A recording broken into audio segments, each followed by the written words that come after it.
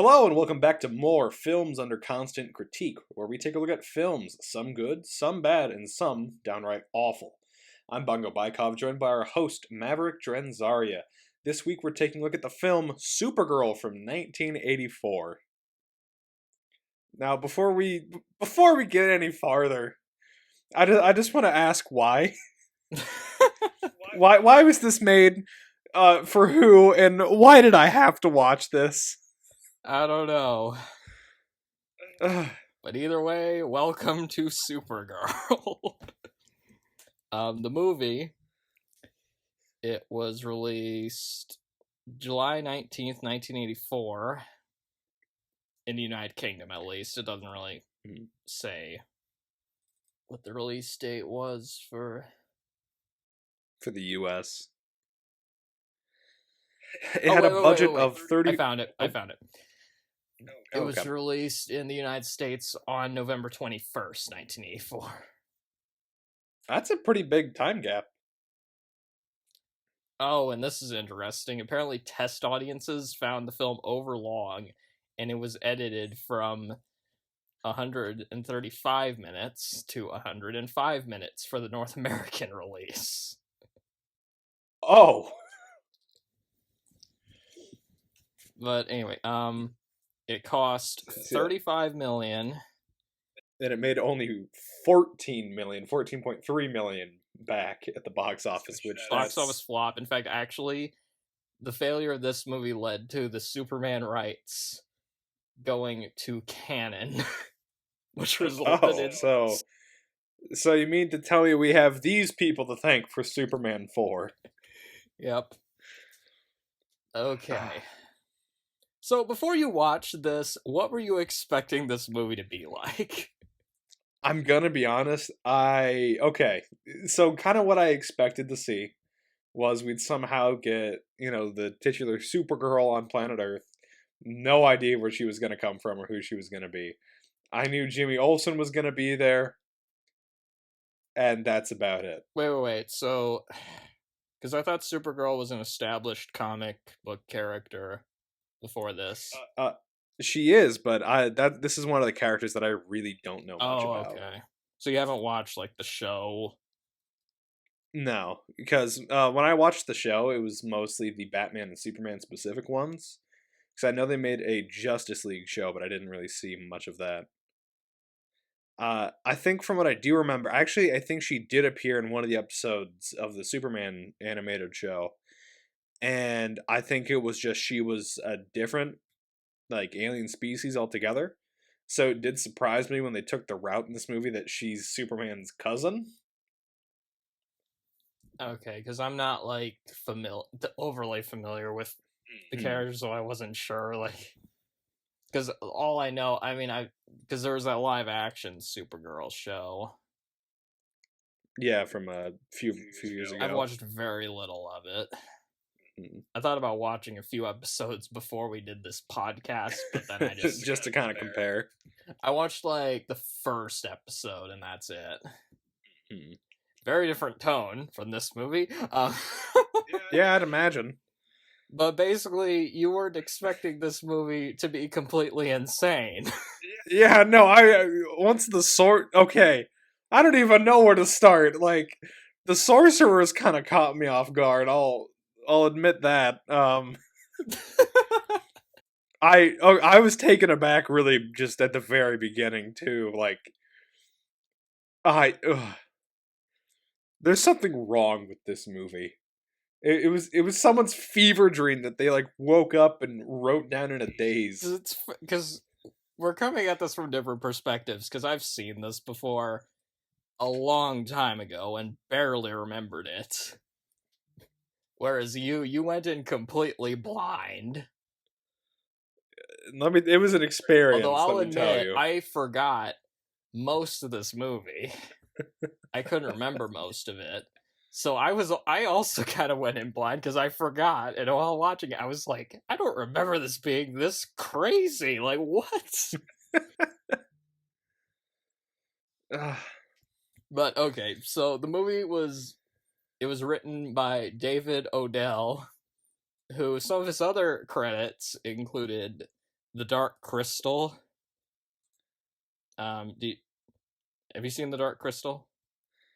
Ah, I know what it is. I don't think I've seen it. No. Which, yeah, that was like a very different project for Jim Henson. It was kind of a darker fantasy Yeah, film, yeah. and it was also really ahead of its time because it was like, I think it was the first movie where all of the characters are puppets too.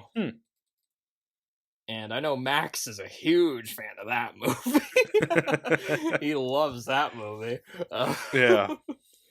And he also wrote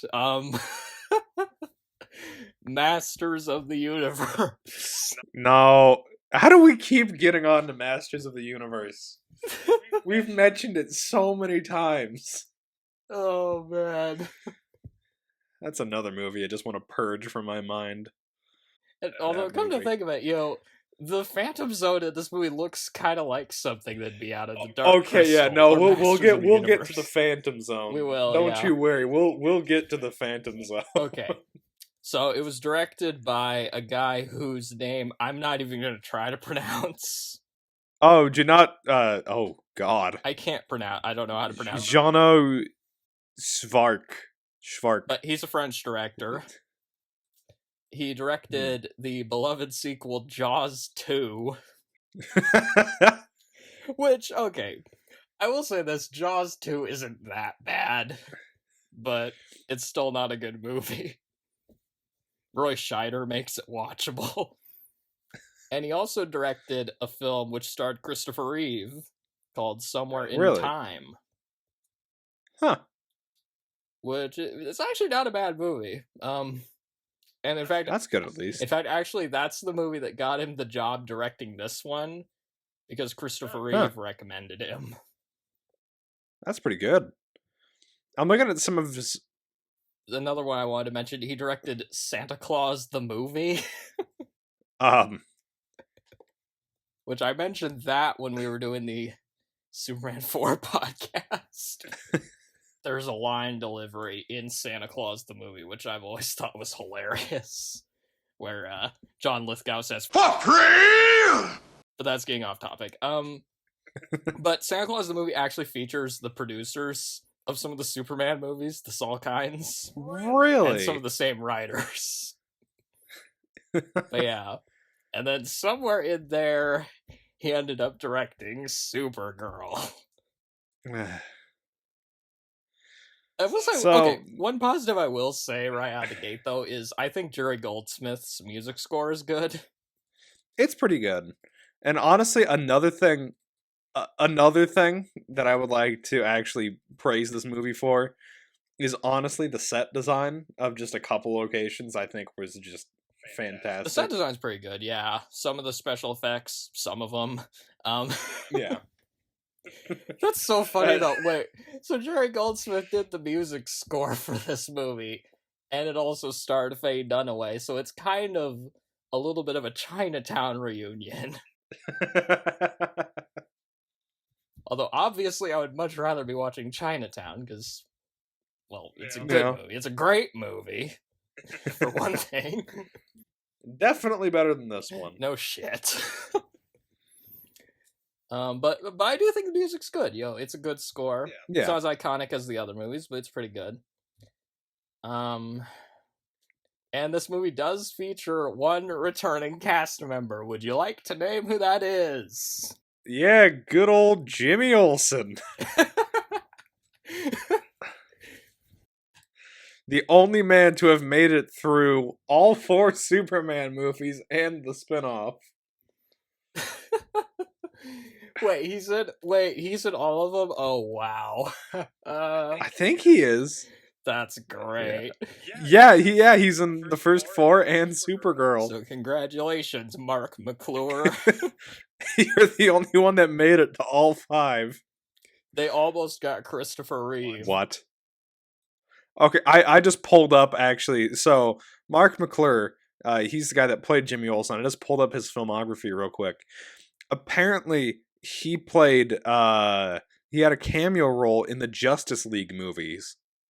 Or movie, I guess. What? Yeah. He apparently played a police officer. I don't Anyway. know whether to call that a good thing or a bad thing, but okay. So the cast of this, Oh boy. so top billing goes to Faye Dunaway and Helen Slater, which I think this wasn't this like, I don't know if it was her film debut. Yeah, it was. This was Helen Slater's film debut Huh. as Supergirl. That's pretty good to get top billing on your first movie. And then also Peter O'Toole, which, okay. Oh, So, oh boy. how did this movie manage to get Faye Dunaway and Peter O'Toole in the cast? I really want to know that myself. Casting Peter O'Toole in this movie is like casting Peter O'Toole in this movie. I mean, what's... I mean, with Faye Dunaway, okay, her career was like in the toilet at this point because of Mommy Dearest, but Peter O'Toole, I really am just... That one boggles me. He needed money for lunch that day, I guess. Yeah, they must have given him a really good paycheck for this movie. Yeah, it was like a Brando thing with the first movie. They just dumped most of the budget into him. Another thing, Mia Farrow is listed like pretty high in the cast. Just like one scene and one line. You're right. She really doesn't. She doesn't do anything in this movie. No, she doesn't. But still, oh my god, Faye Dunaway, how the hell did her career ended up at this point? Like, because honestly, Faye Dunaway is one of my favorite actors. Actually, you know, I mentioned Chinatown earlier, and Network. Her character in Network is actually one of my favorite movie villains of all time. Actually, she's great in that movie, and then I guess after Mommy Dearest, her career just plummeted. She ended up in stuff like this. I'm still confused on how Peter O'Toole ended up in this movie. Like, how much money did they pay him to be in this? Like, I gotta say that Peter O'Toole is just one of my favorite characters. He's one of the in this movie. He's pretty entertaining in this movie. Yeah, he's like basically just hamming it up, yo. And honestly, I think the first scene in the movie, which is, you know, the first scene he appears in, I honestly think that might be one of my favorite scenes in the movie just due to some of the sheer absurdity. Like, of just things that they say and things that happen. Yeah, we'll get to it. We'll get to it. I've written some of the lines down there. Okay, good. So... Basically, this movie had so many, like, okay, that's another thing. This movie had a pretty decent budget. Yeah. Some very, like, high-quality actors, too. I mean... Yeah. What the fuck happened here? Like, what went wrong? Okay, so getting to my thoughts on the movie, my initial thoughts on this movie, okay. Obviously it's not a good movie.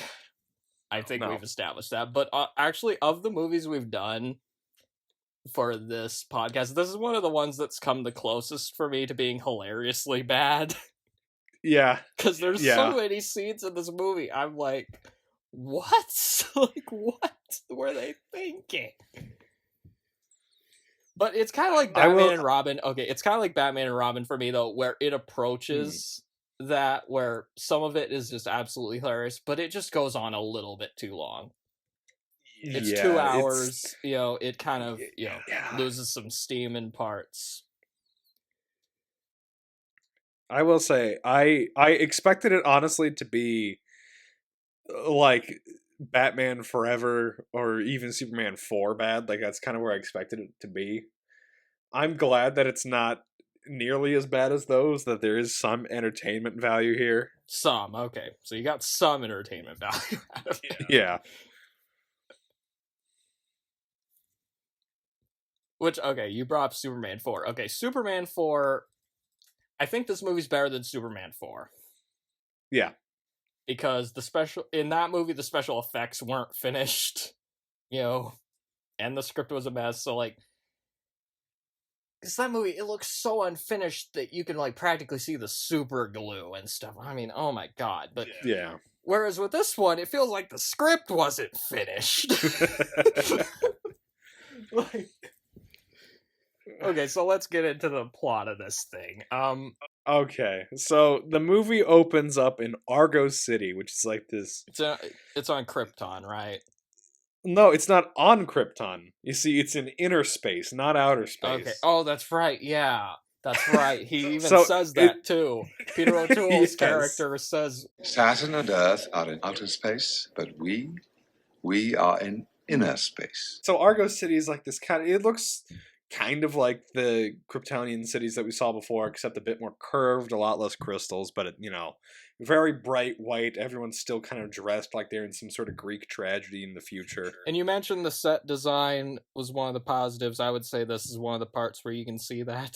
Yeah, like there was obviously a lot of effort that went into designing the set, and I do think it looks really good. And the fact you have Peter O'Toole there, I mean, oh god, I can't get over that. Dude, you were in Lawrence of Arabia, and now you're in Supergirl. That's a nosedive right there. Oh man. So and he has like this orange crystal thing. Like, what is going on? So Peter O'Toole plays his character Zoltar or something like that. Zoltar. Yeah, Zoltar. Which isn't that? Wait, that's the name of that machine that Tom Hanks wishes into in Big. I just realized. Really? Huh. Obviously, I think I can't. I don't know if they're spelled the same, but no, they're spelled differently. They're spelled differently. Okay, Tom Hanks. Yeah, but still, that's a way better movie though. But anyway, so Zoltar, and then he also has the Omega Hedron, which is like this glowing sphere, it's like an orb or something. Yeah, and he's like, "Oh, we can use this to transport the Earth." And then Kara, who is Supergirl in this movie, she's like, "Oh, you stole that." And he's like, "Nope." And then he drops it. And like it falls into the void of space. And everyone's like, "Hold on a second. That's what powers our city. We're all going to die." You missed something actually.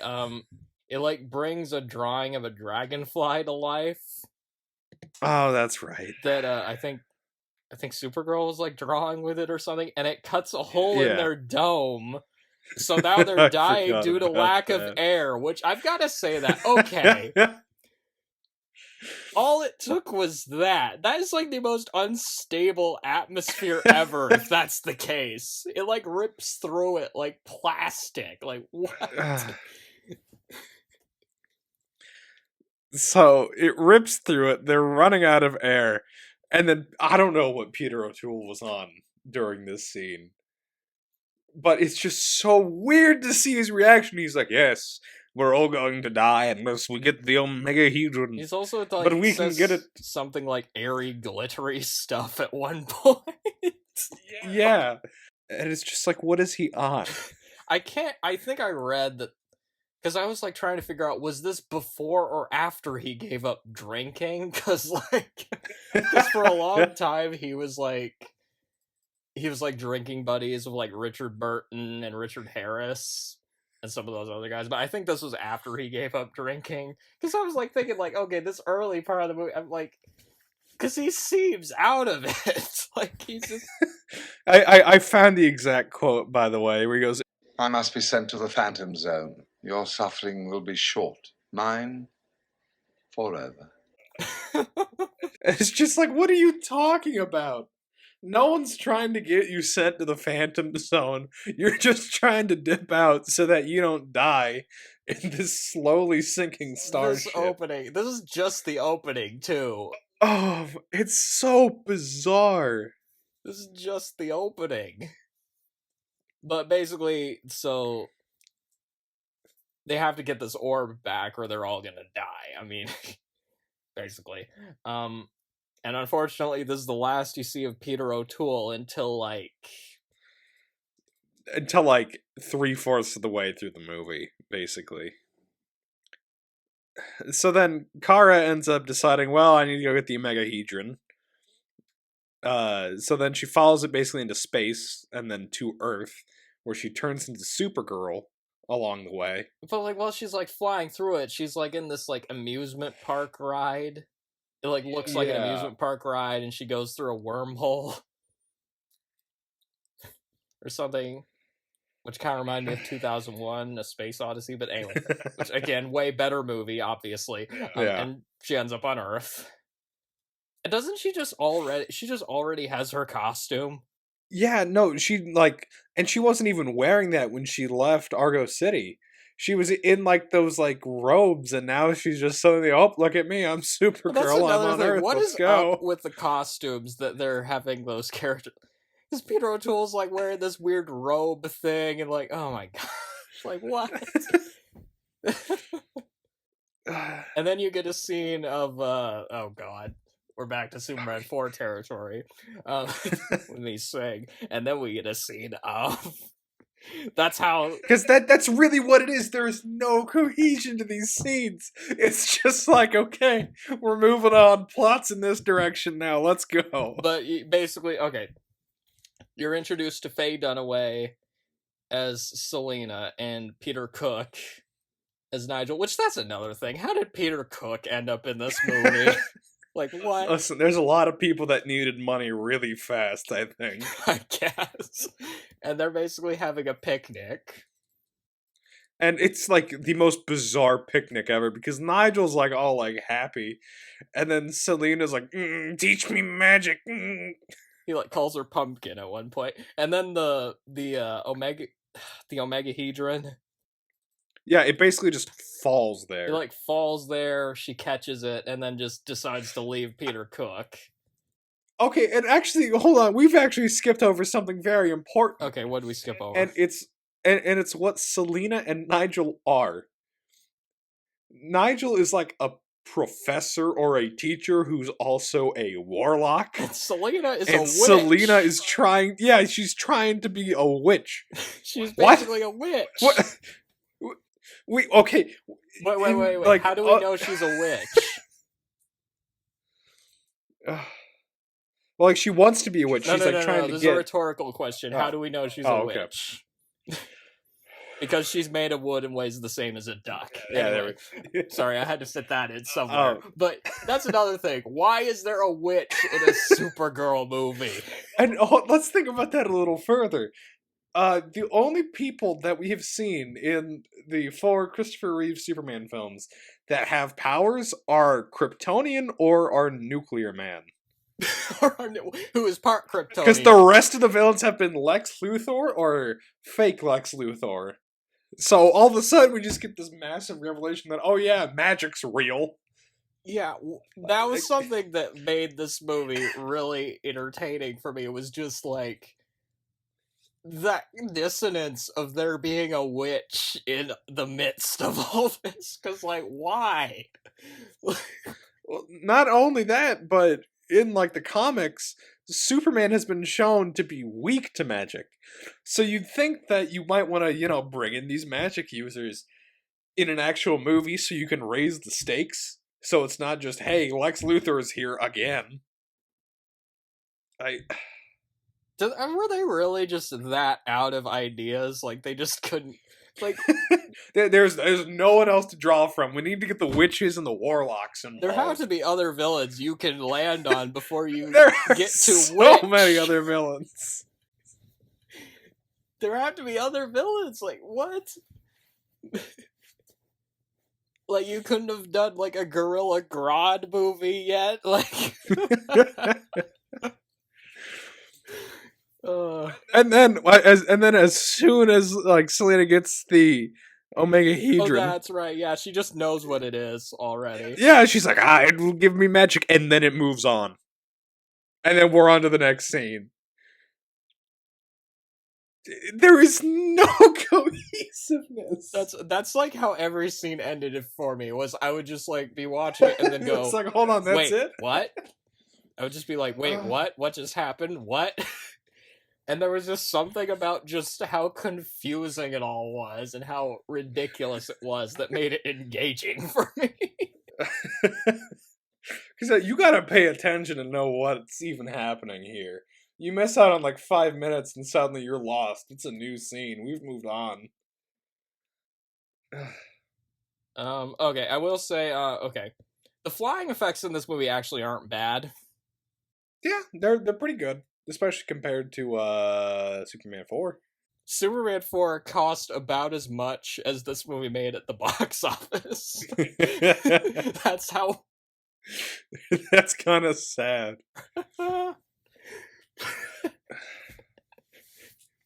Anyway.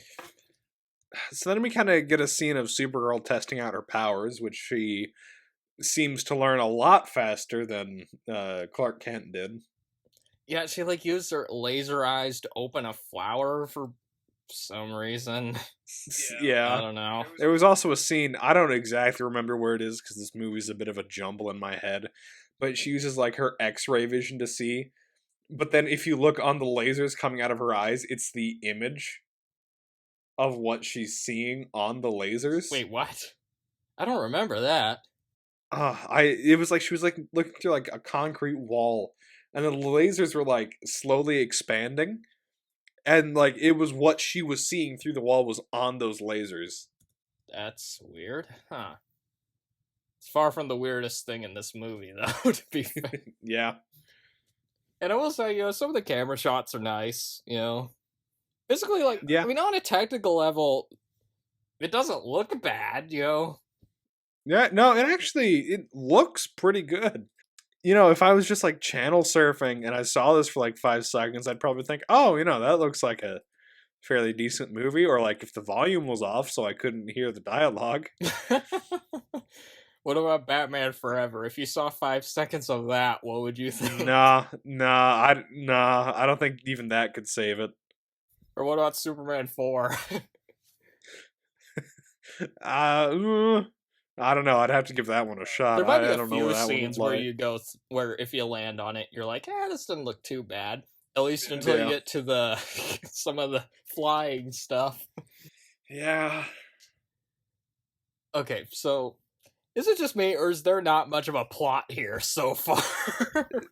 No, there really isn't. All we've got is Supergirl coming to Earth, and then Witch. And there's a witch, yeah. And then we move on. Oh god, I forgot this scene. She like lands in this place called Lover's Lane. And there's these 2 creepy guys there. Oh yeah. Oh god. It's basically they're like being really creepy and hitting on her, and then she beats them up. And then for once, can we do a Superman podcast and not mention rape, for fuck's sake? God. Yeah, these movies are a bit, yeah, they were made in the 70s and 80s. And then Superman Returns. I think Superman 2 was the only podcast where we didn't mention rape. In terms of Superman think so. ones. Yeah, I think that was the only one. And that's also the best Superman movie. Coincidence? But anyway.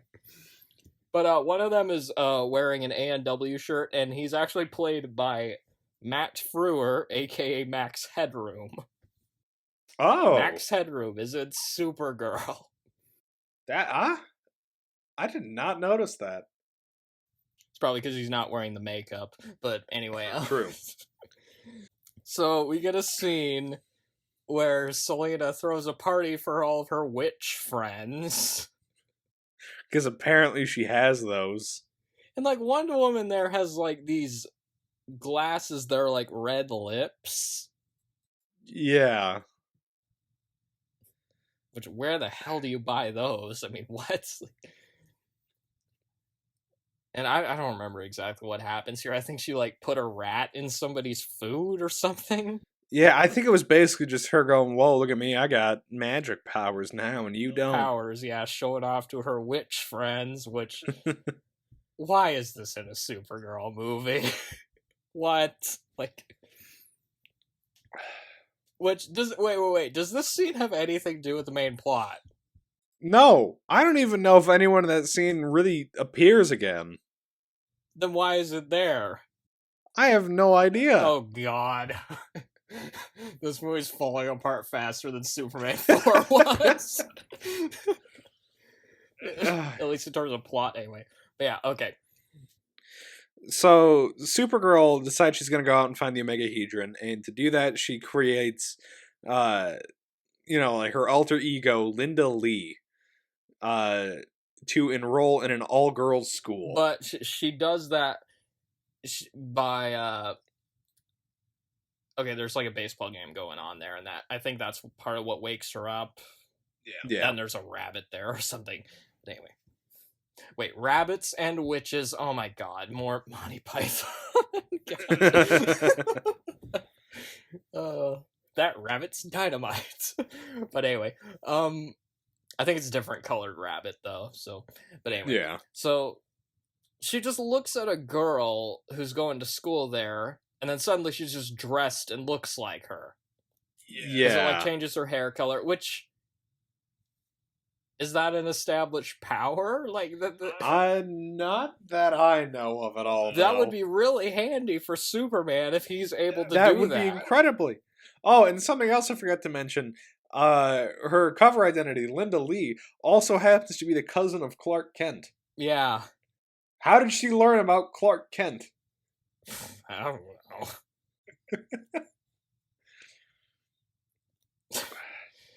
I mean, to be fair, it is a better disguise than Clark Kent. I mean, 100%. It's more than just putting on a pair of glasses. Yeah. And also, another thing, Peter Cook is a teacher at this school. Yeah. For some reason. Just, why not? And she writes a letter of recommendation, puts in a file, basically just enrolls herself in this school. Yeah. Why? She's got to find the Omegahedron. Why is she enrolling in a school? Okay. And she spends a good chunk of this movie at that school, by the way. Yeah. Yeah. Now, I don't know if this is like something her character actually did in the comics or what, but I'm pretty sure she wouldn't do this if her planet was fucking dying. Yeah, no, I think the situation feels a bit more pressing. Like, she's not really treating it with the sort of sincerity it requires. Like, what? And also, her roommate happens to be Lois Lane's sister. Oh, yeah, good old Lucy Lane. And Christopher Reeve does not appear in the movie, but a picture of him does. On Lucy's wall. Yeah, they had to get him in somehow. I wonder how they would have worked him into the movie if like they had included. Like, would it have been a cameo or would he have had like? I think it was supposed to be a cameo because I feel like they probably would have just given him a cameo so that it wouldn't detract from Helen Slater's character. But yeah, okay. Oh my god, this scene. Then we move on. Yeah, then we move on, as we always do. Sorry, just how poorly constructed this plot is. It's just making me laugh. It's literally they like put the storyboard up and they're like, it's good. Let's make it. They didn't bother to include any like transitions or getting from point A to point B. It's getting from like point A to point Z, basically. Just like, what? It's like we had a scene, now we can have a new scene. Let's move on. Because I think another thing is this movie was, the original version was 2 hours and 15 minutes. Yeah. There's still 7 minutes of footage missing. So maybe those like 7 minutes like fill in some of the gaps, but that's a heavy 7 minutes right there. Who knows? Not all of them, obviously. Yeah. But I don't know. So Selena is just there with her witch friend, and my god, they see a guy who's shirtless, and then all of a sudden they just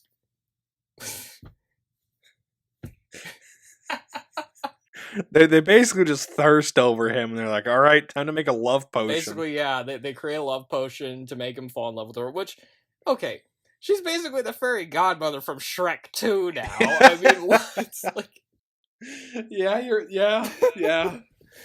for fuck's sake. And this is like they just saw this guy too. This is a guy they've never met. He's mine now. They've never met him before. Like, is that I don't just a even normal remember thing that witches do? They just look outside and then go, "Oh, that person over there, I'm gonna make them my sex slave now." Like, Yeah. what? And I don't even remember how we really get to the next part. All I know is that Ethan's the name of the guy, by the way. Yeah, Ethan just kind of walks out. He's actually played by Hart Bochner, who played Ellis in Die Hard. Oh. You know, Hans Booby. Yeah. I'm your white knight. Hans Booby. Which, how much more entertaining would this movie been if Alan Rickman was in it? I mean... That'd be pretty good. He could play Nigel. Just have him play Snape, and he teams up with Faye Dunaway's character. Oh, man. Anyway, Ethan then just kind of starts to... place, would it? Not really. It would just cut to the scene and then cut back away, like every other scene in this movie. But anyway... It'd be funny if somebody actually, like, did, like, a fan edit of this movie and then just cut in random scenes from the Harry Potter movies or something. Like... But anyway, so after the Shrek 2 plot point, we basically have a chunk of this movie with Linda just at this school for some reason. Why? I don't know. We're never given a good reason. We don't need a reason. We're just going scene to scene. Yeah. They had to, I guess they wanted to throw in a PG-rated shower scene for some reason. And so after Ethan gets drugged with the love potion, he just kind of walks out.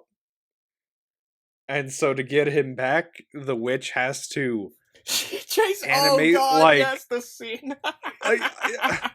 Like, I don't even remember, like, it's like a digger. She just scoops him up and starts driving down the road. It's like a bulldozer or something. She, like... Yeah. Basically, she, like, gives him the drink, and he's just, like... It makes him, like, really confused and stuff, too. He's, like, just being chased around by this bulldozer. Like, what? What is going on? And then Supergirl ends up saving him, and since that's, like, the first, like, person he sees, he falls in love with Supergirl. Yeah. Again, Shrek 2. Another thing I want to mention, this is kind of a minor point, but why does Selena's house look like a horror house? Okay, not only that, but there's like one scene in the movie. There's like Halloween decorations. She's got a skull on her door. It's shown to be like the back walls just like wallpaper. Over like a wooden, like it looked like a set wall. And they just blow a hole through it. And it's just like, what? And there was like one line that I thought was funny. Peter Cook is like at their house, and he tells them, "You are two rank amateurs playing with fire." And then Selena says, "Because we own the matches." That's just the kind of dialogue you get in this movie. Yeah. Which, to be fair, okay, the dialogue's terrible and her character is ridiculous, but Faye Dunaway, I mean, to her credit, she's going over the top with it. She's selling it, you know? It's so fun to watch. She's one of the more entertaining parts of the movie, I think, to be honest. Exactly. Oh, and Jimmy Olsen finally shows up. Yep, and he's really just there to say, "Hi, I'm Jimmy Olsen." Basically. Yep, Mark McClure, the only returning cast member of the Reeve films. Gosh. You know what that would be like? That would literally be like if they did a Star Wars spinoff and the only character that they include from the other movies was like Wedge Antilles or Biggs or something. Like, just. I honestly, I could see them doing that. By the way, Nick, did you know this movie was made in the 80s? Yeah. I mean, I couldn't tell from some of the music in the movie. Yeah, okay, so I'm trying to understand why she decided on this. She controls a bulldozer to try and bring Ellis to her. I have no idea what anyone's motivation in this movie is. Well, I mean, they have motivations. They're just very flimsy. You know, True. Selena wants to She just wants to be a witch. She wants to be a witch, take over the world. Except then she doesn't want to take over the world. She wants this hot guy all of a sudden. Yeah. And Supergirl wants to save her city until she doesn't and decides she wants to go to school. Yeah. Oh, what the hell? It's amazing how fast Argo City is just forgotten. Yeah. We just leave that thing behind and don't come back. But okay, so Supergirl, she stops the bulldozer, which is carrying Ellis. I keep calling him Ellis, but that's not his character's name in this movie. Ethan. I'm sorry, I love Die Hard, okay? What's the... Ethan? Yeah, Okay, Ethan, yes, Ethan. And she, like, changes back to being Linda. So he ends up falling in love with Linda, not Supergirl. Because apparently they're two distinct characters, just because they have different hair colors. You can't tell them apart. Or you can tell them apart, I mean. And he, of course, he doesn't know that Supergirl is the same as Linda. But apparently Selena doesn't either. She doesn't know that Linda and Supergirl are the same. But for some reason, she wants to go after both of them, because why not? But still, while watching this, I kept thinking, like, what was the thought process behind including a witch in this? I really don't know. Because I kept thinking, like, as I mentioned Shrek 2 earlier, and I also, it made me think of Snow White or Sleeping Beauty, like... It's just such a mess. Were they trying to give it, like, a fairy tale vibe or something? Except in modern day? Like, what the... Maybe. If they did, they didn't do a good job. No. There were, like, a few random parts one that I forgot to mention. She, like, tries on a bra over her clothes for some reason. Like, what? What was the point of that? Supergirl kisses a mirror at one point. I don't remember the exact context of that, but... I think this is around the time the X-ray vision scene happens, too. Okay. Oh, okay. I remember this scene. Selena creates this invisible monster to fight Supergirl. Yeah. Probably because they're like, that stupid thing. We probably have to save money on the special effects budget, so here, invisible monster. Although you do briefly see the outline when it gets, easy way out for the producers. But you do briefly see the outline of it when it gets zapped by the electricity. Yeah. You get a scene of gosh, why do I... Oh my god. You get a scene of ... It seems like that's everything I've said. Because that's the flow of it. That's what happens. Look, okay.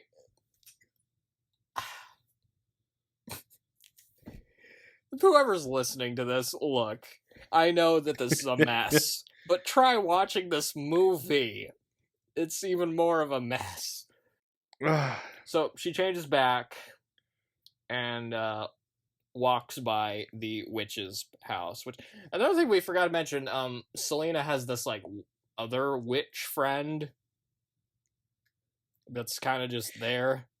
Yeah, she doesn't really do anything except like make a joke or two at Selena's expense, and then she's basically just there to be like the Miss Teschmacher or something. Yeah.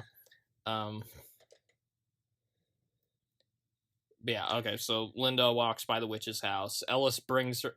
Sorry, Ellis. Ethan... Fuck it, I'll just call him Ellis for the rest of this. Oh my gosh. Oh, I must have missed 60 minutes. I'm sorry, I must have missed 60 minutes. It's my fault. I've been watching Die Hard recently. So. But he brings her some chocolates and flowers, and he's like acting weird. I don't know if it's because of the love potion, I guess. Yeah. And they end up on a carousel, which ends up getting spinned around by Selena. End scene. Oh, wait. I forgot to mention. Selena, like, duplicates herself. Yeah. Like, what? I honestly, it was so hard to follow. That was a really trippy that, like, part entire chain of events until, like, the end. I just realized something in a future scene that I'm going to have to bring up, actually. Oh. Let's keep going for now. So, Supergirl flies, Ellis to the beach. Fuck it, I'll call him Ellis. And he realizes Linda and Supergirl are the same. After she kisses him. So wait. And then glasses fool people with Clark Kent. But changing hair color does not. Different hair color and different clothes don't fool people. Okay. And so I don't even remember what happens like right after that. Selena makes but this basically mountain appear. Oh yeah, There's yeah. a castle at the top. And then she just uses magic to bring Ethan back. Like, you couldn't have done that when he escaped. Instead of using the digger or the bulldozer, you could have just magicked him there the whole time. Why didn't you just do that? Why did she need the bulldozer? I guess she is kind of a witch in training, but still, yeah. I mean... I feel like teleporting someone would be like the first thing you try, not the second thing. But this is a minor point, but there's like a statue of Baphomet. Oh, this really? castle, yeah. Which reminds me, this was made during, there was like the satanic and occult panic of the 1980s. Oh, yeah. So maybe that's why they did that. Honestly, that could be it. That might be why. They gave Pat Robertson a part of the script, apparently. So after Selena decides to just take Ethan back again. Yeah, Ellis. Supergirl then goes back to save Ethan, runs into an invisible wall, and then Selena just somehow she knew about this, just zaps her into the Phantom Zone. Oh yeah, she like puts her in a square. Yeah, kind of like what we saw with the... Yeah, with the Kryptonians, yep. Yeah. Wait, how does she know about the Phantom Zone? I that's something that I'm still thinking about. Like, how did she know what the Phantom Zone was? Nothing's explained in this movie. And she ends up into like some black goop. Yeah, well, okay. Honestly, the Phantom Zone, I absolutely loved just how that place looked. The design, that was one, yeah. It was so cool. The design of that was actually really cool. I thought it kind of looked like Mordor a little bit. It does, yeah. Yeah. But it was, yeah, that was with one all, of the like, better the parts of the movie. volcanic rock, the red and that's sky. another thing. You don't really see the Phantom Zone in the other movies. So this was kind of a neat touch, being able to see it.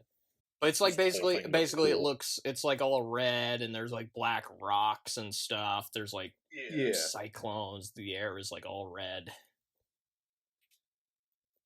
And Zoltar is there. She finds Peter O'Toole. And then he has an obsession with Squirt. He's been just drinking a bunch of Squirt. Maybe that's... Wait. I figured it out. Maybe that's how Peter O'Toole ended up in this. They decided to pay him a bunch of money, and they also said, here's like a lifetime supply of Yeah, squirt. squirt. There You don't you gotta worry. You go. don't gotta buy that no more. We'll just give it to you. Nice product placement there, Peter O'Toole.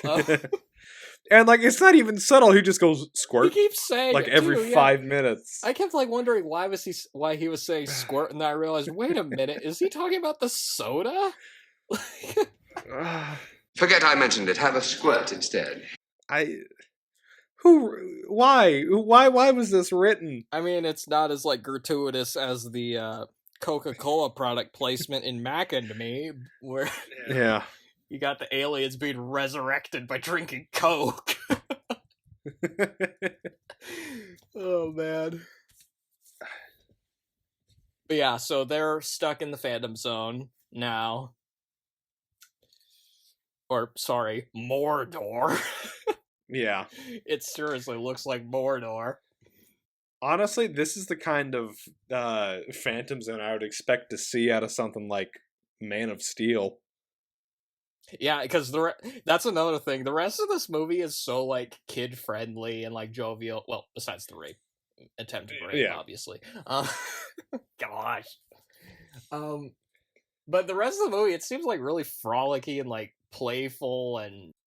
Yeah, and then you get to the Phantom Zone, and it's just the hell. It's like that Christmas Carol movie with Albert Finney, where there's just a scene in hell for no reason.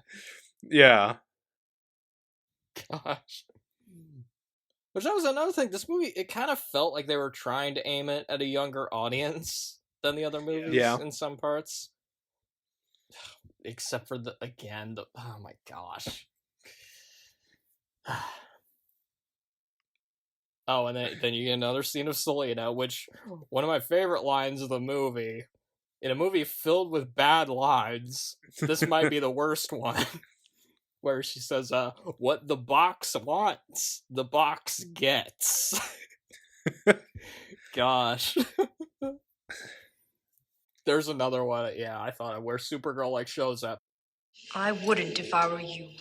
Well, you're not me. Yeah. This is a movie that literally could have been solved just by having a better script. Just by having a second draft. Or a draft at all. This doesn't even feel like a draft. Because you mentioned, what was it you said about the Superman 4 script? You said, like, it was like they wrote one draft in 12 hours with a case of Coors and then they rolled with it. This is like if they had 6 hours and 2 Coors Lights. There we go. And then, unfortunately, Peter O'Toole's character dies. He gets sucked into the red tornado with a really lackluster special effect. It feels like this is the part of the movie where they started giving up, really. The special effects really declined in, like, the last 20 minutes, I noticed. I mean, it's also where I started to give up on the movie, so... Fair enough. There's, like, a lackluster fight that the music tries desperately to make epic. Which, to paraphrase a quote from a Mr. Science Theater episode, I want to see the movie that this composer thought he was making music for. There's like a giant monster that shows up and tries twisting her, which this was the worst effect in the whole movie. Okay, I'm gonna be honest, that monster, it looked a lot like Dormammu from the 1970s Doctor Strange movie. But, like, the effect of the monster, like, twisting her, it looks so bad. It does. It's the worst effect in the whole movie. And actually, most of the effects aren't that bad, but then there were, like, a few that I was just going, oh, come on, you had this much money. And then you just did nothing with it. This had twice the budget of Superman 4. I guess they really wanted to get Peter O'Toole some squirt or something. Basically, the effects just they look ridiculous. And then there's some white tornadoes. They wipe out the witches and the monster. Things just wrap up really quickly. Yeah, it's a lot of build up to something that just gets taken care of in like 10 minutes. It's a very, very rushed ending.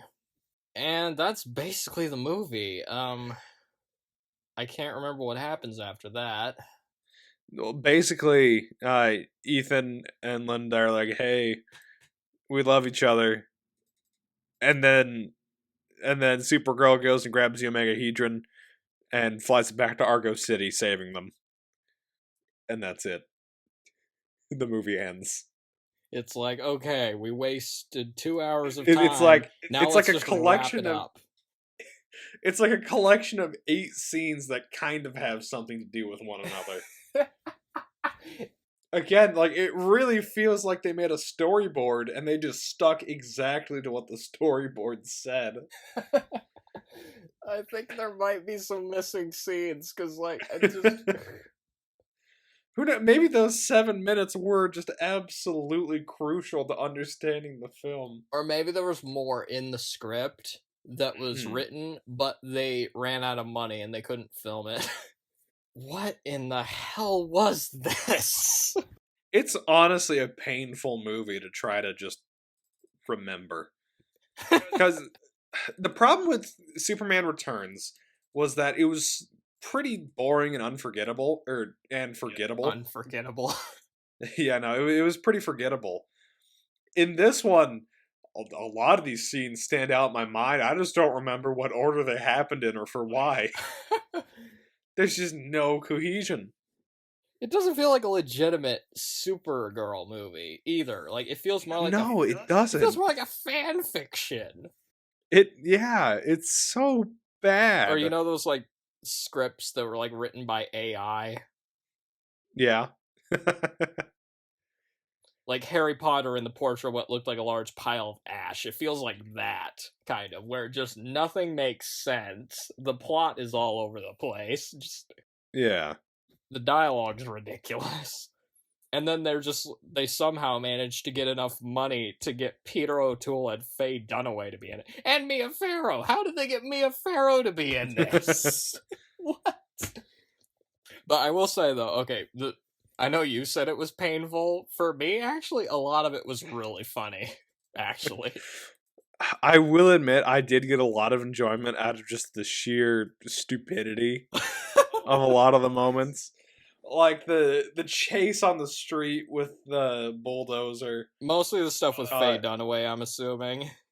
Yeah.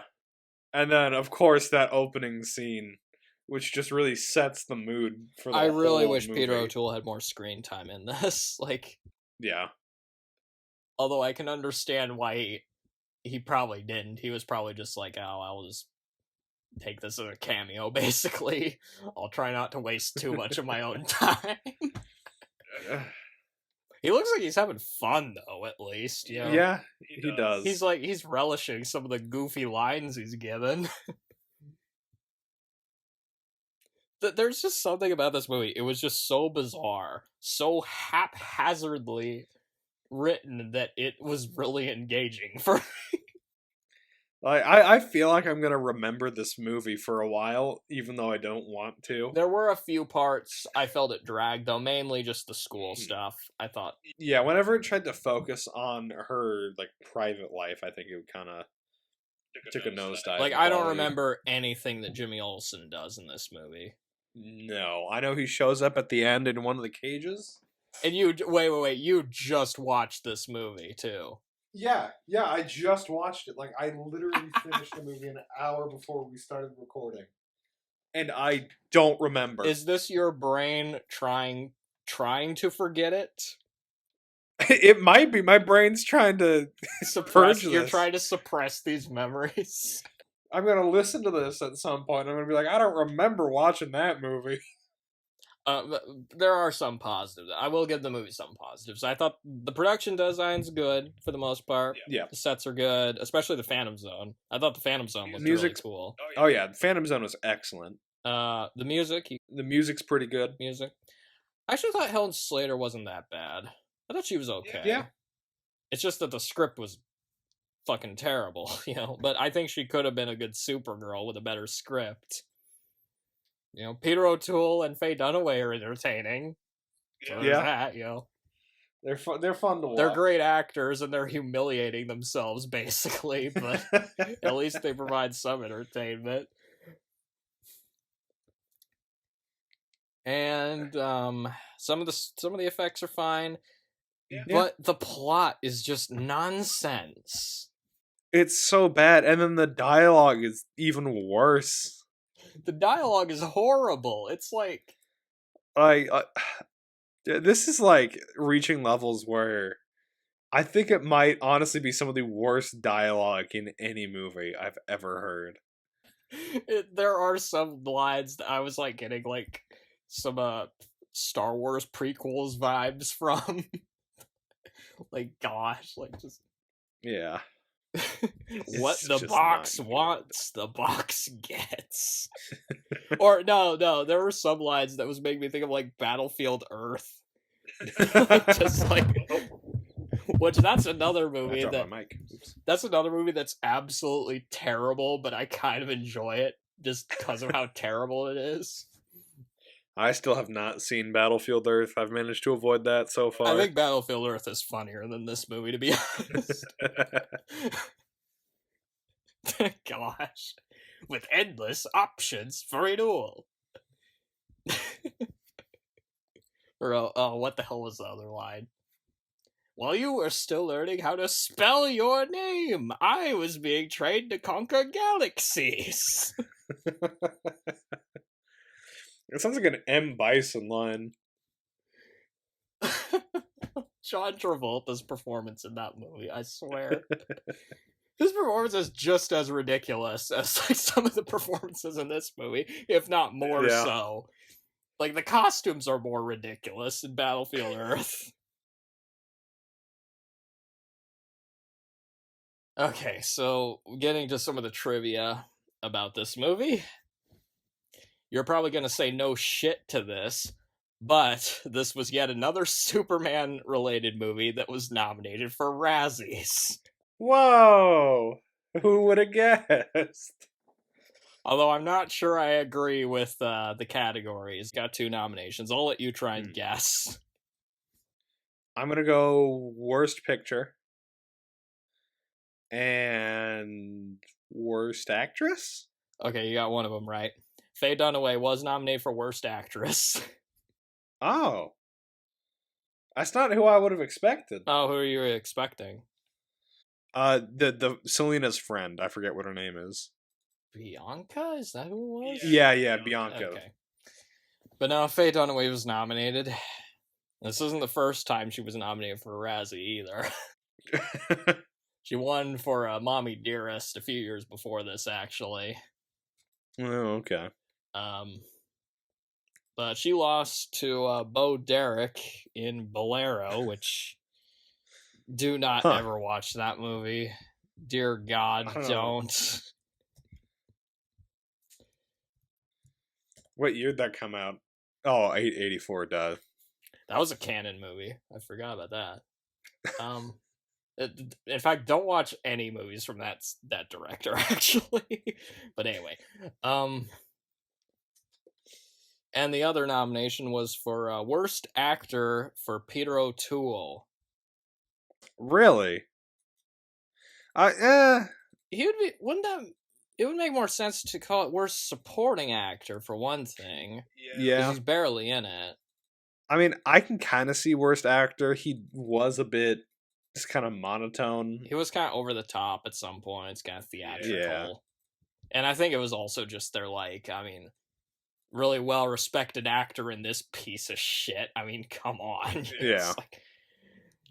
But I don't know. I thought he was fine. I mean, how would you like to try reciting some of this dialogue? I mean, but you know who he lost to? He lost to Sylvester Stallone in Rhinestone. Ooh. Have you ever heard of this movie? I don't think so, no. It was this really bad comedy movie that he did. This is like one of his first attempts to do a comedy. Avoid basically any comedy movies that Sylvester Stallone tried to do. They're terrible. In this one, he plays this like cabbie that Dolly Parton tries to recruit to become a country singer. It's like this bet she's doing. And Sylvester Stallone cannot sing. I mean, wasn't his brother like Frank, a yes. musician? Frank Stallone can sing. But not Sylvester. He also Stallone actually, he directed Staying Alive, the sequel to Saturday Night Fever. Yeah. But yeah, okay, this movie, it got those 2 nominations, didn't win either one. And it's also one of the 100 movies included in the book, The Official Razzie Movie Guide, enjoying the best of Hollywood's worst. I actually have that book, by the way.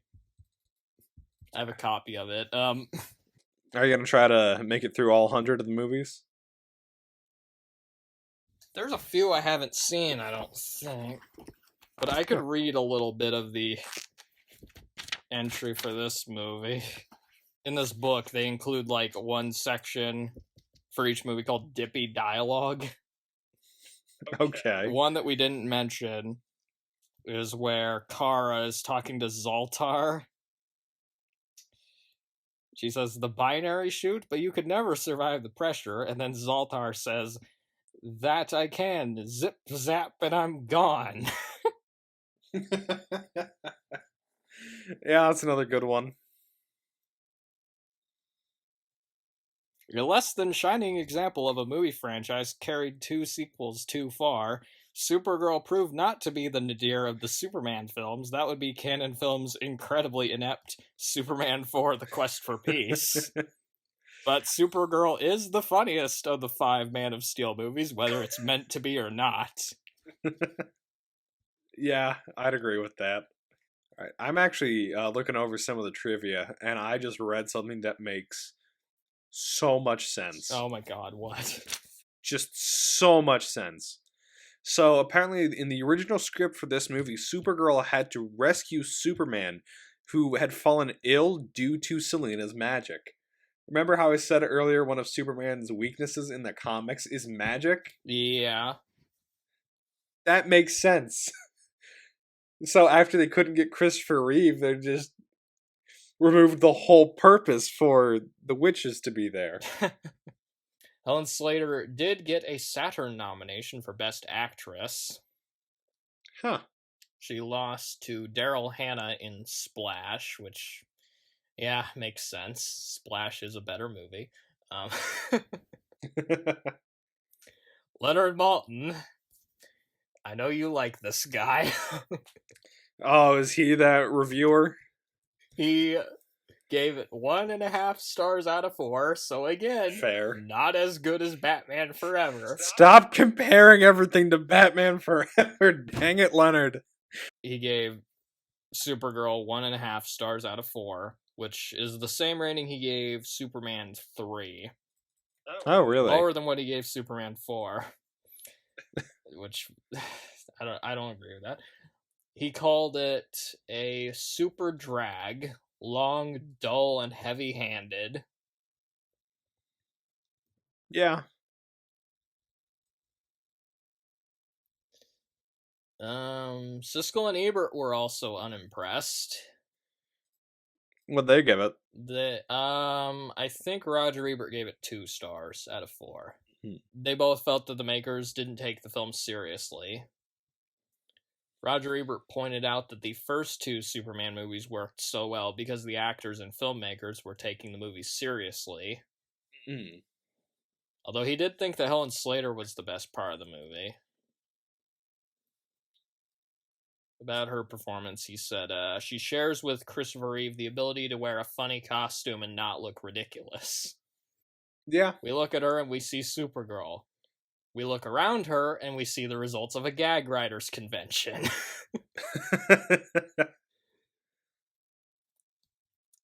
Christopher Reeve bowed out just before the filming began. He was slated to make a cameo as Superman, but was unavailable. So as a consolation, they included a picture of Reeve in costume as Superman in a brief cameo. because that's a suitable replacement for the character. Just a still image.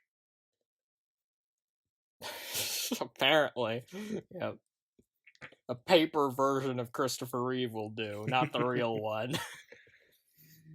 The film's opening credits cost almost $1 million to shoot. Wasn't the budget only like 35? 35. Oh my god, what percent of the They budget is that? they burnt. That's like 3% of the budget just on the opening Yeah. credits. I guess the opening credits do look good, to be fair. They do. They are impressive. But when people talk about best opening credit sequences, when is Supergirl ever brought up? I don't think ever. Well, it is now. I'm just kidding. It looks good, but not that good. Not $1 million good. No. What the hell? 1 million is just excessive. Film container simply stating the words "do not use" was discovered at Pinewood Studios in London. The negative inside contained missing footage that was later used to create the director's cut edition of the film. And now that's available on DVD and Blu-ray. Oh, good. Just what the world needed. A longer version of Supergirl. Oh, man. That is kind of cool that they were able to find the original negatives, though. Yeah, there's a lot of movies that the deleted scenes and stuff you can't find. Yeah. Like, you can't find the original ending for The Magnificent Ambersons, the Orson Welles movie, but you can find the rest of Supergirl. What a world we live Or in. think about all the, like, silent films that were lost. Yeah. We can't find Or London even- After Midnight.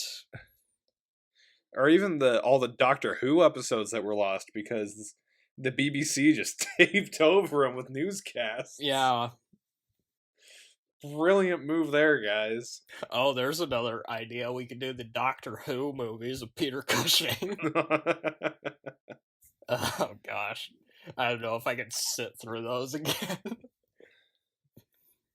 Despite not appearing in the actual movie, Christopher Reeve did attend the premiere of the movie with Helen Slater. Huh. That's nice of him.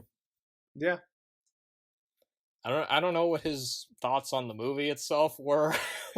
Probably not good if he turned down the movie in the first place, but The scene where Supergirl flies out of the lake was actually a photograph of Helen Slater pasted on a wooden cutout. classy. The wire yanking her cardboard cutout can be briefly seen in the shot.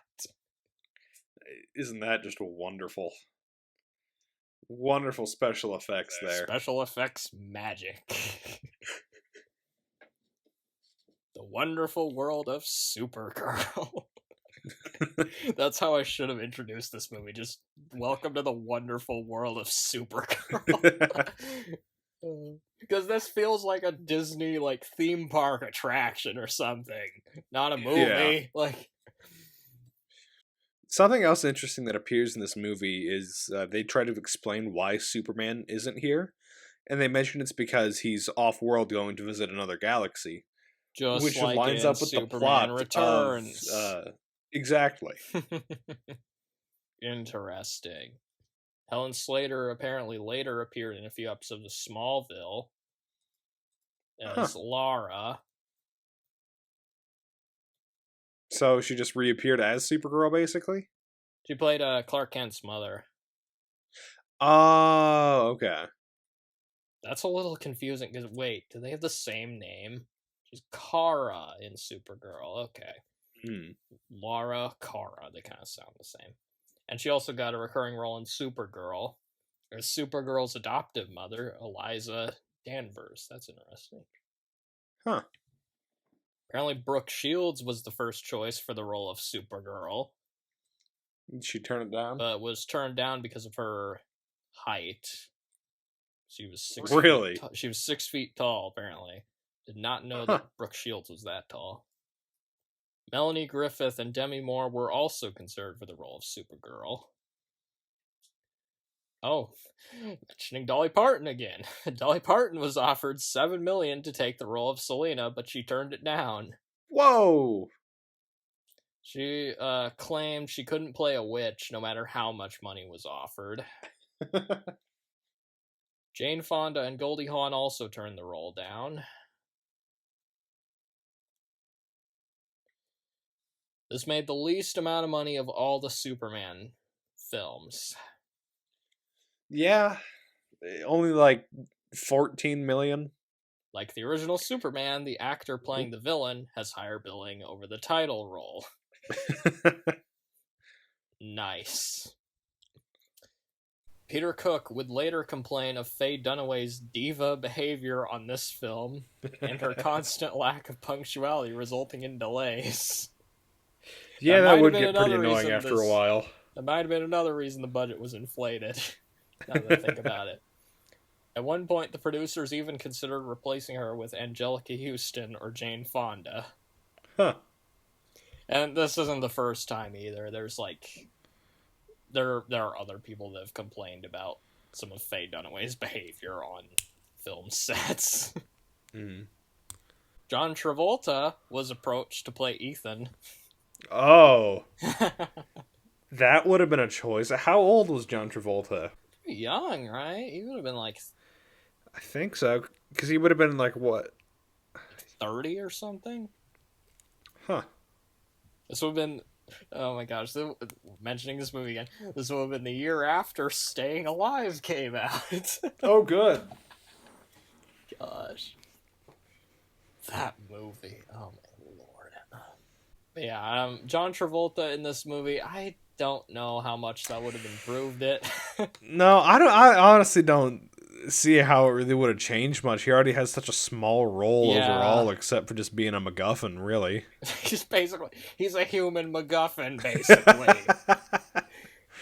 The most respect you can ever pay to an actor is have them be a human MacGuffin. Well, I mean, it is better than when Alfred Hitchcock said that actors should be treated like cattle, but anyway, there were approximately 5 script rewrites before filming began. Oh. How bad were the first versions? How bad were the first 5 drafts? Oh, man. Wait a second. This was the 5th draft? Yeah. Good lord. Oh, that makes me afraid, honestly. Somewhere in some alternate universe, there exists a version of Supergirl that's even worse, which... The legendary 4th draft Supergirl. Gosh. It's like at the beginning of Letter Part 6 when they, like, talk about how, like, parts 1 through 5 are, like, locked up in vaults or something. Yeah. And then some of the reviewers have made the joke that, like, okay, if part 6 is this bad, how bad were the first 5? Oh my gosh. Dudley Moore had been offered $4 million to play Zoltar. Huh. But turned the offer down and suggested his former TV partner Peter Cook play Nigel. Dudley Moore as Zoltar, that would have been quite different from Peter O'Toole. Yeah. And Dudley Moore actually played the elf Patch in the Salkind's next film, Santa Claus the Movie. Which had the same director. How do you keep coming back to Santa Claus the Movie? And that's a movie, it's not good, but it's it's enjoyable. For free? John Lithgow is hilarious in that movie. Robert Wise turned down the offer to direct this film. Everyone's just turning down this film. But you know who Robert Wise was? His name sounds familiar. He did The Day the Earth Stood Still. Oh, okay. West Side Story. And The Sound of Music. Oh. And the original The Haunting. So he's got quite a varied resume right there. And Richard Lester also turned down an offer to direct the movie. They just kept trying to get him back. And then I guess they just settled on, I don't know, Weird French guy. I'm weird French guy. God, but not the weird French guy that did Alien Resurrection. That would have been a very different Alien Resurrection if it was this guy, let me tell you. Probably would have been better, honestly. Oh, and this was something I noticed. Apparently, I was looking through Peter O'Toole's filmography, and apparently he was in a TV adaptation of the George Bernard Shaw play Man and Superman 2 years before this movie was released. Huh. I just thought I'd bring that up. Still, I mean, I can't get over that Peter O'Toole ended up in Supergirl. Oh, man. What's next? They made a Superboy movie and then got Richard Burton to be in it? What the hell?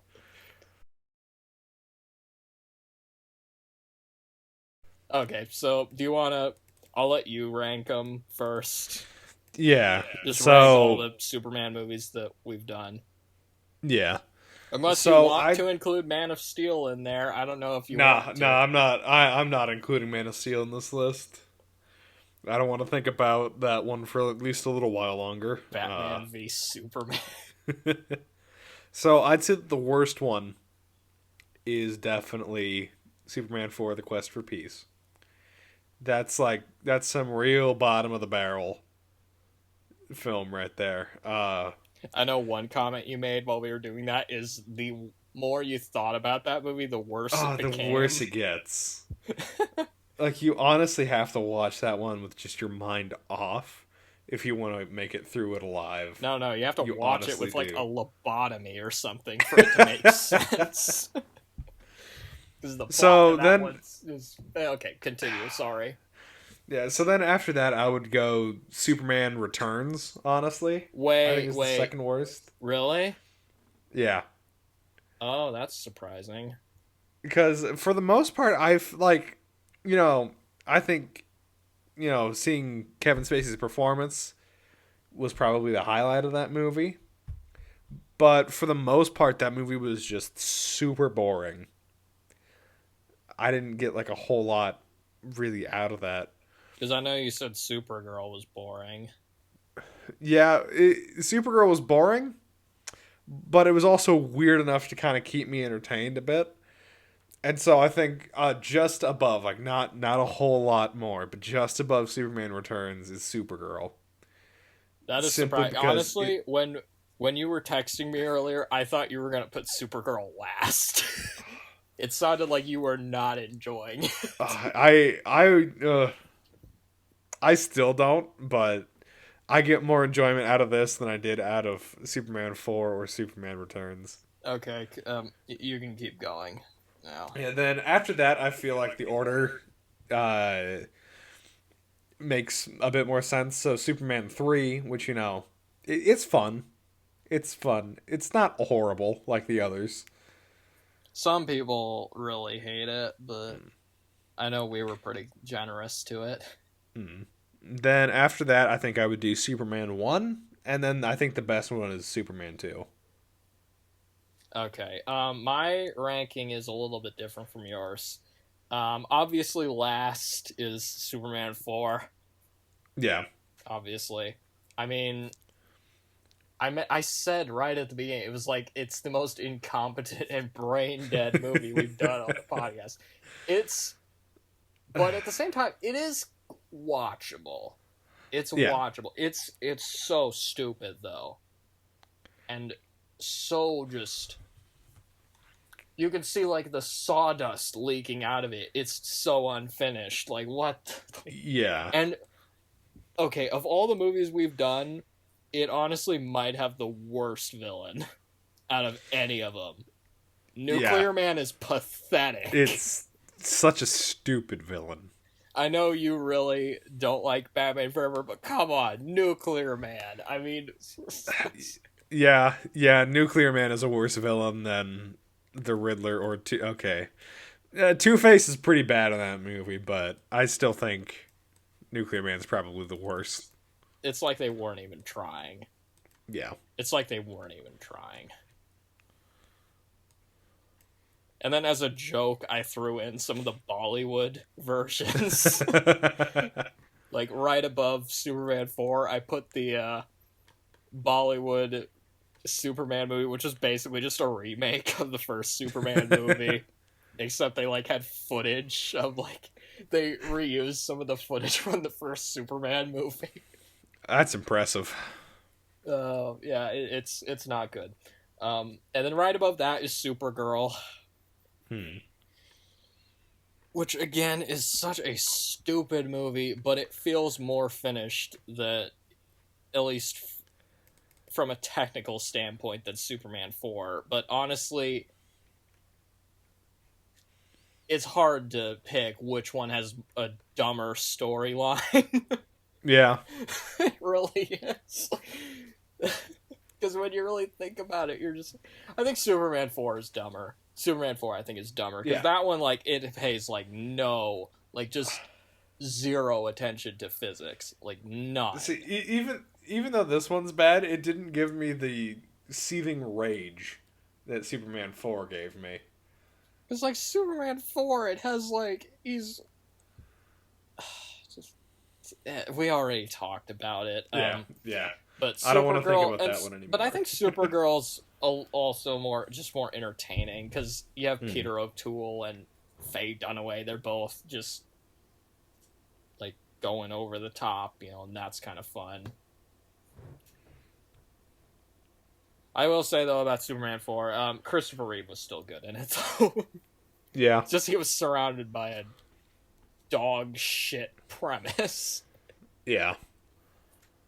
And then right above Supergirl, I put Superman Returns, which, yeah, it is forgettable, but it's a better movie, I think. I thought the story was better. I liked Kevin Spacey as Lex Luthor. He was entertaining. It's not a great movie, but it's a movie. It's more of a movie than Supergirl or Superman 4. And then right above that, I put Superman 3, which is entertaining. Yeah, it's not a great movie. Like, I think that one's entirely watchable. It's enjoyable. It's a very enjoyable movie. It has more of a consistent, like, tone and energy to it than Superman Returns or Supergirl. Yeah. But none of it makes sense. None of it. And also, like, why is Richard Pryor in a Superman movie? Like, what is going on? And also just, it was lazy of them to just do, like, oh, we're just gonna do Lex Luthor, but not Lex Luthor. Yeah. Like, Robert Vaughn, he's enjoyable in the movie, but come on, couldn't they have come up with something better than that? But at the same time, though, you have evil Superman, Yeah.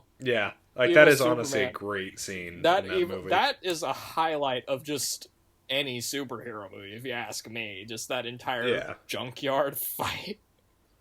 Come on, Kent, come on. It's great. It's great.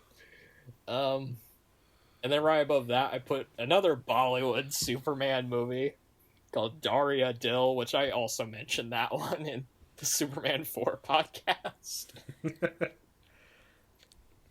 I guess it's a bit of a stretch to call it a Superman movie, but still. And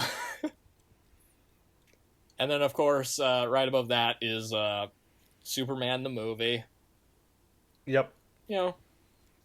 For the time, it was a very impressive, very well put together production. They took it seriously, but not too seriously. And even now, you can go back and watch it, and a lot of it still holds up incredibly well.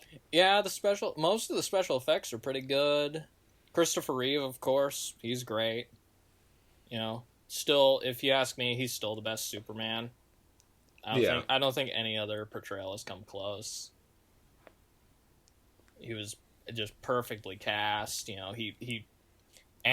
All 4 of those movies, he even as the scripts just got progressively worse, he still still stayed. stayed good. He was still Yeah. good. He wasn't. And number one, well, we have basically the same, we basically agree on what the best Superman movie is, which is Superman 2. That one was, I forgot how enjoyable that movie was, actually. I'll let you know, when we started the Superman series, I was in good spirits after watching the first two. Superman 2 is really entertaining. It is. It is. It's funny. It's got enough like emotional stakes. Christopher Reeve, of course, is great. Yeah. And also, I love Terrence Stamp in that movie. Yeah. Terrence Stamp is great as General Zod.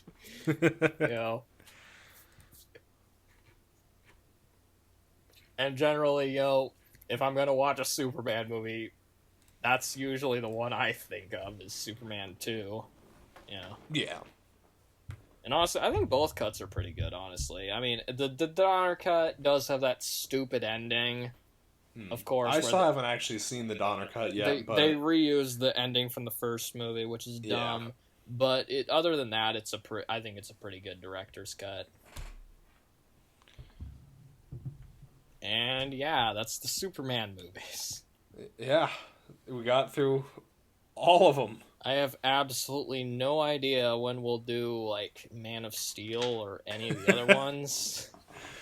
I feel like we have to watch at least one or two good movies before we... We're not go doing on to them Man of immediately. Steel. Definitely not. Yeah. Jesus Christ.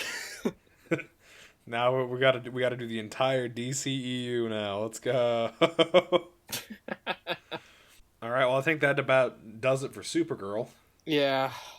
I don't know what we'll be doing next. Not the DCU, though. Not that.